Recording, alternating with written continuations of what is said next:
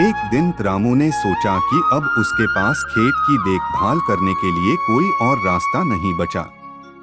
उसे और उसकी पत्नी को बहुत तकलीफ हो रही थी।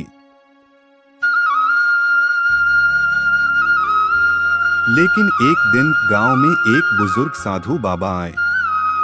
गांव वाले उन्हें बहुत इज्जत देते थे और उनकी बातें सुनते थे। रामू भी उनके पास गया और बोला, बाबा जी, मैं बहुत मेहनत करता हूँ, लेकिन मेरी किस्मत नहीं सुधर रही। क्या आप मुझे कोई उपाय बता सकते हैं?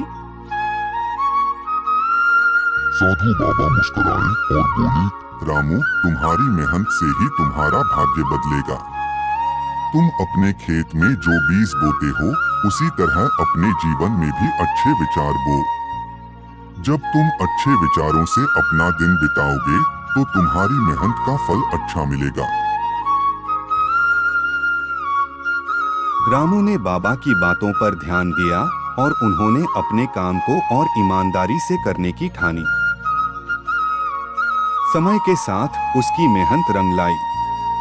बारिश ने सही वक्त पर दस्तक दी और फसल बहुत अच्छी हुई। उन्होंने अपना सारा ध्यान खेत में दिया और कभी हार नहीं मानी।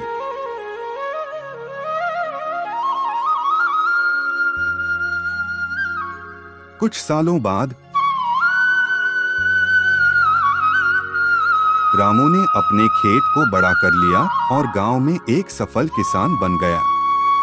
अब वह सिर्फ अपनी मेहनत पर विश्वास करता था और गांव के अन्य गरीब किसानों की मदद भी करता था।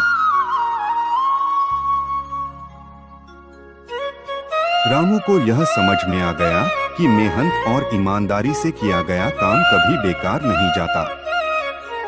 यह कहानी हमें यह सिखाती है कि कठिनाइयां तो आएंगी, लेकिन अगर हम अपनी मेहनत और अच्छे विचारों पर विश्वास रखें, तो किसी भी परिस्थिति में सफलता पा सकते हैं।